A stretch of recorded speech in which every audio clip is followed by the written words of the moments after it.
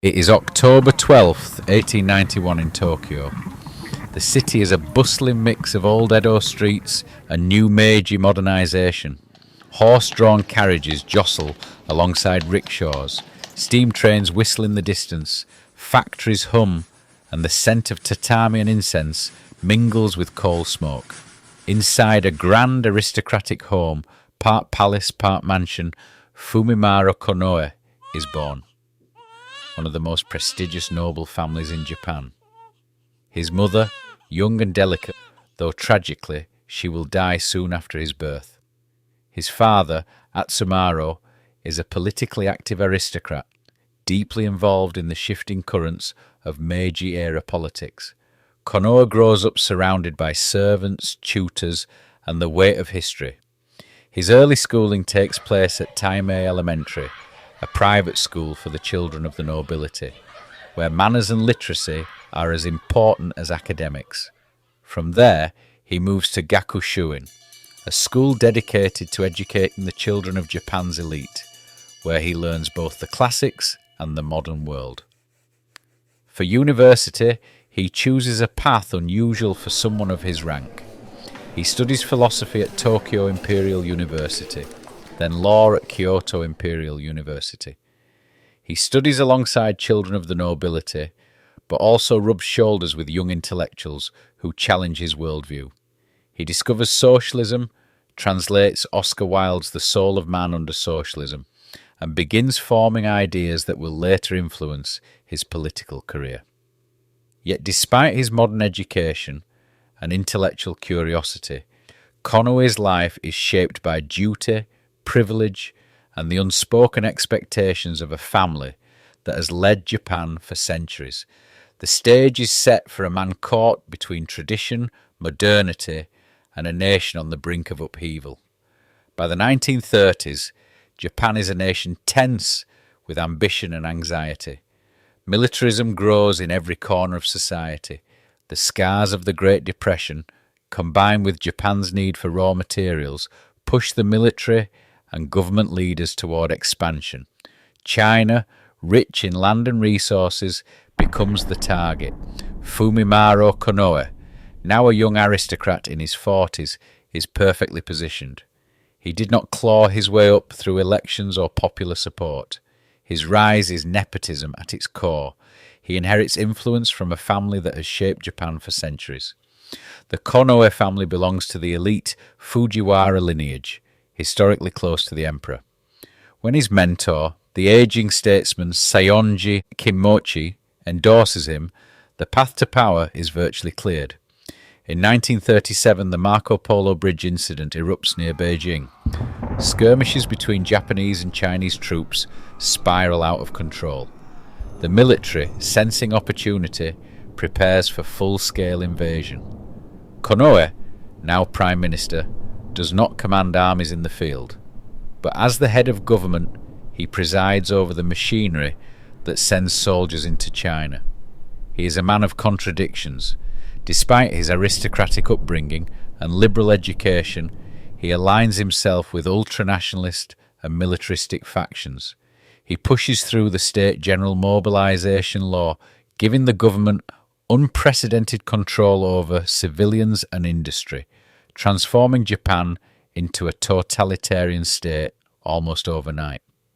And yet the truth is simple. Konoe's authority is largely inherited and facilitated by family ties. His wealth, connections, and the trust of Emperor Hirohito allow him to run a country and its invasion of China, not because he is universally admired or voted in, but because he belongs to the right family at the right moment. By late 1937, Japanese troops capture Nanjing. What follows is a campaign marked by military success and horrendous atrocities. Konoe, sitting in Tokyo, sanctions policies that escalate the war. He negotiates with generals and foreign ministers, carefully balancing power, influence, and the expectations of the emperor. It is July 1940. Japan hums with a nervous energy. Across the capital, Tokyo's streets are crowded with businessmen, soldiers, and school children, all moving under the shadow of a government tightening its grip. Fumimaro Konoe steps into the Prime Minister's office for the second time. He is a man both respected and feared, not for his charisma, but for the sheer weight of his family lineage and imperial favour. Konoe does not just inherit his position, he manipulates it, using his connections to consolidate control. He forms the Imperial Rule Assistance Association, a political body meant to erase party politics and unify the nation under his leadership. The rhetoric is grand: national unity, economic strength, moral duty. But the reality is blunt. It is a tool to mobilize Japan for war. Meanwhile, Konoe faces the greatest pressure of his career. The military pushes relentlessly. The invasion of French Indochina is underway. Supplies of oil and materials are limited. And across the Pacific, the United States watches with suspicion. Konoe negotiates with American diplomats, trying to thread a needle, promise peace, avoid confrontation, but also satisfy the military hawks who see delay as weakness. Konoe's talent is not in war strategy, but in political survival. He juggles generals, ministers, and the emperor himself, presenting calm in public while private meetings are tense and fractious. Navy officers worry about the odds against the US. Army officers demand expansion into China and beyond. Konoe tries to steer between them, but the currents are too strong. In these moments, the listener senses a man trapped by circumstance. He wants diplomacy. He wants Japan to avoid disaster, yet he is shackled by a system that equates compromise with failure. He writes letters, meets envoys, and drafts proposals that might avert war. But the military ignores him, the clock ticks, and the world edges toward conflict. By October 1941, Konoe reaches his breaking point. He realizes that despite his heritage, his prestige, and his ties to the emperor, he cannot control the nation he governs. He resigns. 6 weeks later, Japan attacks Pearl Harbor. The war he tried to restrain begins, and Konoe's ambitions, his dreams of measured diplomacy, are swept away in the tide of history. It is 1944, and the air in Tokyo feels heavy, thick with the tension of a war Japan can no longer control. Across the streets, newspapers trumpet victories long past, but the reality seeps through the cracks. Defeat is coming, and the people whisper of famine, of cities burned by air raids, of soldiers returning in coffins. Fumimaro Konoe sits in his office, the weight of decades of privilege pressing down on him. Once he was untouchable, the scion of the Konoe family, the head of the most prestigious noble house, a man whose advice shaped emperors and generals alike. Now he is a man ignored, bypassed, and overshadowed by the militarists he once tried to temper. The Tojo cabinet is crumbling. Japan has lost Saipan, and with it the illusion that the empire is invincible. In private, Konoe argues with ministers, with generals, with anyone who will listen. The war is unwinnable, the strategy flawed, the nation on the edge of ruin. His warnings are dismissed. To the army, defeat is never their fault, always the enemy's cleverness or the emperor's indecision. Konoe tries diplomacy again, this time behind closed doors with Emperor Hirohito. He urges a path to peace, a surrender before the country is utterly destroyed. The emperor listens politely, then retreats into the world of rituals and divine authority, seeming more concerned with prestige than survival. Konoe realizes what the listeners already sense. Even the throne, the ultimate symbol of Japan, will not save the people from their leader's hubris. The political scene is brutal. Young, ambitious generals and ministers plot, manipulate, and accuse. Konoe's allies shrink in influence. His enemies, the war hawks, grow stronger as desperation drives them to claim the moral high ground. Every decision Konoe once might have influenced is now dictated by fear, by inertia, by the machinery of war he helped empower. Konoe watches the empire he helped build unravel. Factories fail, supplies vanish, cities burn, and morale collapses. He sees students sent to fight, families starving, and he knows the blame will fall on the government, on the ministers, and yes, on him. But the real architects of this disaster are untouchable. The military elite, the fanatical strategists, the emperor who absorbed their counsel.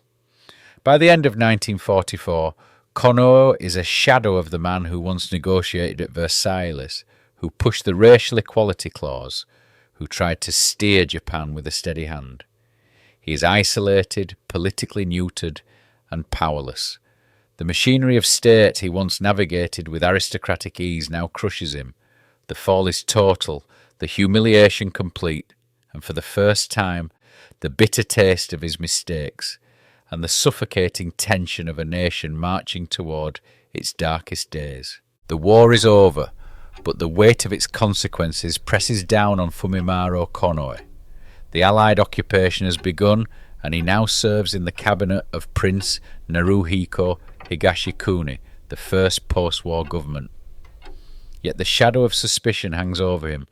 The Americans, through Operation Blacklist, intend to hold Japanese leaders accountable, and Konoe, despite his attempts to moderate the country's path, is on the list. Konoe knows the humiliation awaiting him at Sugamo prison. A war crimes trial would expose him to ridicule, scrutiny, and the collapse of all the authority he has clung to his entire life. He prefers death to disgrace. On the night of the 15th of December 1945, he shares his room with his son, Michitaka. The young man searches the room for anything dangerous, poisons, weapons, but finds only a quiet tension. Father and son speak in hushed tones, shadows flickering against the walls. They talk about the invasion of China, the failed negotiations with the United States, and the crushing responsibility Konoe feels toward the emperor and the Japanese people. Under his son's urging, Konoe records his feelings in pencil, the strokes tentative yet deliberate. These scribbles are more than words. They are a man's final reckoning with his life, a personal confession that will never see the courtroom or the press. Michitaka, sensing the gravity of the night, apologizes to his father for failing in filial duty, fearing these may be their last moments together. Konoe, unflinching, rebuffs him quietly, his voice calm yet cold. "What does to be filial mean?" He turns away. Silence stretches between them, heavy and uncomfortable. The room seems to hold its breath. Michitaka finally tells his father to sleep and cautiously asks if he will leave for prison tomorrow. Konoe does not answer, but his gaze speaks volumes. In that look, Michitaka perceives a strange, distasteful expression he has never seen before. The quiet, resolute intention of a man ready to embrace death. Before dawn, Michitaka is awakened by his mother's anxious voice. Rushing to his father's room, he finds him stretched out, serene, as if merely asleep. Beside him lies an empty brownish bottle. The truth is undeniable. Fumimaro Konoe has ended his own life with potassium cyanide. The man who once wielded the levers of power, who navigated the treacherous corridors of politics and imperial ambition, is gone. His final act is silent, private, and chilling. A final refusal to face the judgment of the world, a last assertion of control over his destiny. Konoe is later laid to rest in the Konoe clan cemetery at the temple of Daitokuji in Kyoto. His story sealed away, remembered in whispers, in history books, and in the private grief of those who knew him.